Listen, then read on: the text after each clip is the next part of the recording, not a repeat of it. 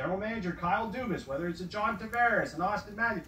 The guys that were in the lineup last year were just completely bombarded with questions about William Nylander. It was stressful. It was a nuisance. It was an inconvenience. Do they want to go through it again? All signs are pointing to Mitch Marner sitting out camp, sitting out the start of the season, and this going the distance just like it did with... Okay, so as a very, very, very diehard Leafs fan, I'm telling you, we do not want this to go the distance, and I'll prove it to you. I'm a Leafs fan. I mean, there's a framed Marner picture. You know what I mean? He's my favorite Leaf currently right now, and I'm telling you, we do not want this to happen. So, let this guy continue. Actually, I have an ultimatum. As a Leafs fan, if he ain't dressed for Game 1, Mitchell Marner, don't play him the whole year. Guess what, son? You're sitting. Let's go back 20 years. This crap did not happen. Not proven players getting 10, 12, 13, 15, 16 million dollars. What is wrong with the world? Wake up, people. GMs, you have power. It's not to buy into these agents and little kids' requests. I mean, at least let them get their roots in the league. Tavares flourished because of Marner's play. Marner flourished because of Tavares being on the same line. I mean, it's a win-win. It wasn't one benefited more from the other or one contributed to the other's success more than the other. I mean, it was a give and take with them too. So, let's see what else this guy has to say. William Nylander.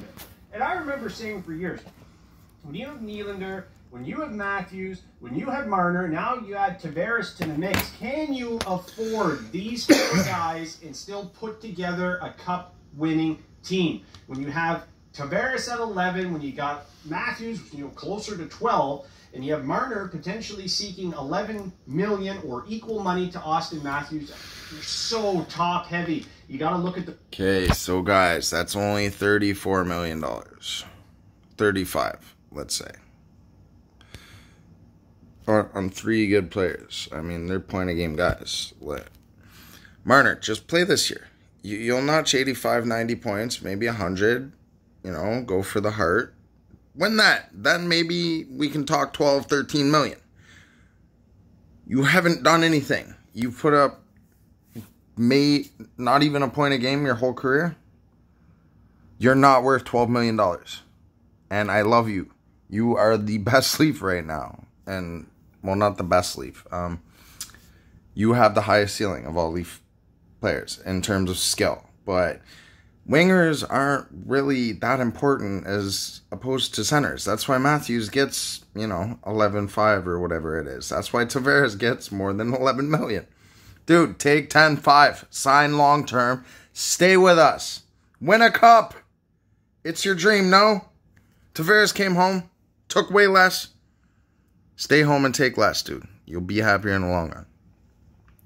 The blue line, you got to look at everything else. Now, past this season, Toronto only has one defenseman signed past this upcoming season, and that's Morgan Riley at $5 million.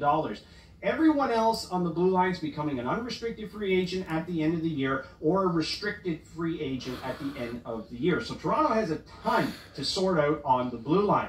But if they sign Mitch Marner to that big money deal that he's looking for, how is there going to be money for that blue line? It is a legit question. It is a legit concern. And if you're Toronto, why not at least explore the option? Now, let the speculation run wild as to which team would want to be interested in Marner. To be honest, I think... Let's stop him there, okay? First off, we have Sandin, who I've heard nothing but amazing things. And we got the kid Lilligren. I mean, bring them up when Muzzin walks and when Barry goes, because they're not getting paid what they want.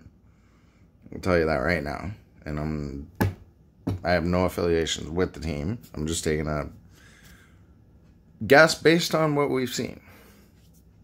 Now, if they sign Barry, that will be a shock to me, because I've told and heard he wants more than 8 long term. So, But yeah, we have Sandy and Lilligren. I mean, if we get 4 picks for the dummy who signs Marner to over 11 million or whatever it is that compensates 4 picks of the first round nature, if one of those are top 10 and we luck out and get a defenseman that we urgently need that can maybe dress that year or the year after, hey, we have to round it out the top 4.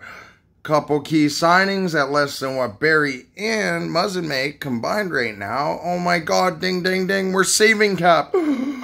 Holy, oh my God. I'm like a genius. What the hell? Why am I a janitor?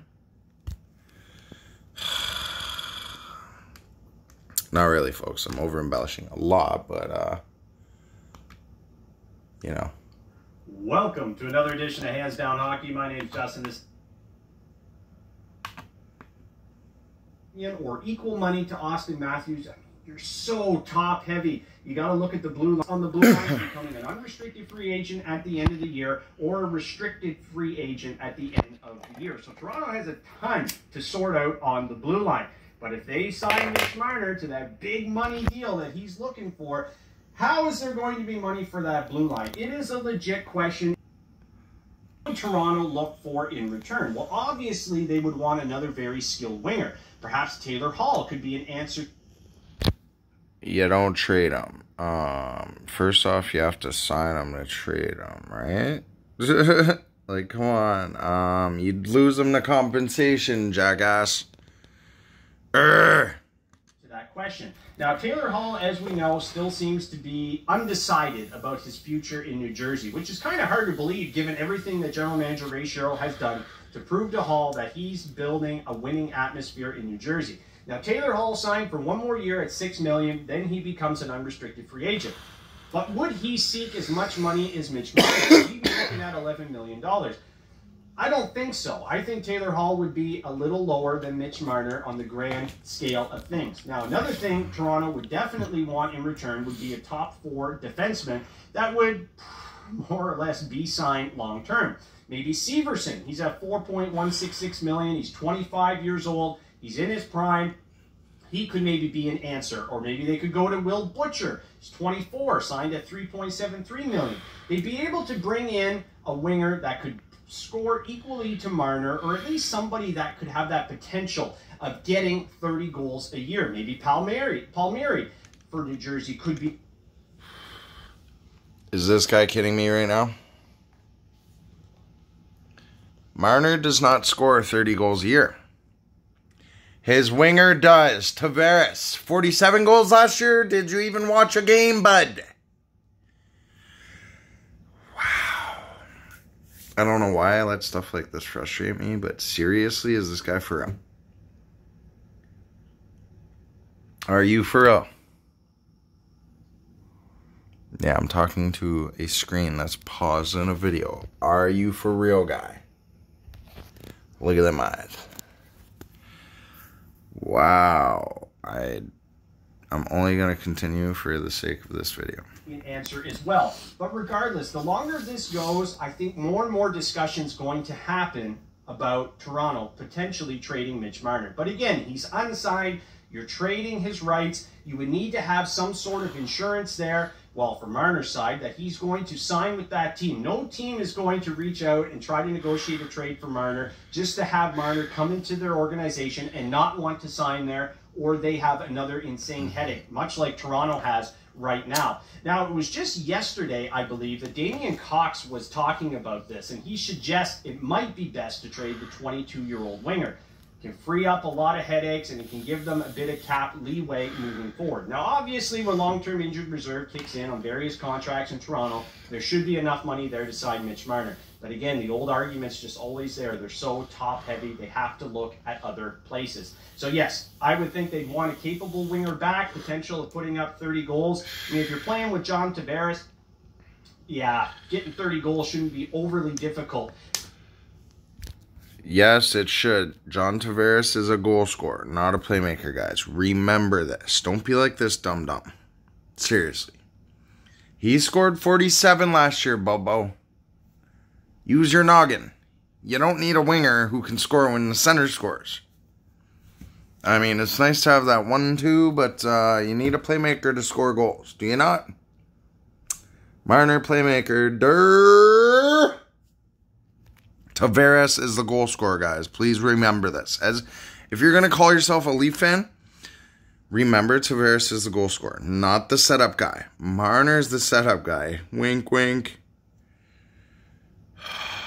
Wow. This guy gives me an aneurysm. I swear to God, I can't stand when he talks. He's just dumb. For a lot of guys that Toronto would be seeking back. Now, obviously, a defenseman that can cycle into the top 4 as well would be a top priority. And if Mitch Marner is going to be traded, well, obviously, he'd have to be willing to sign or else the team's just not going to.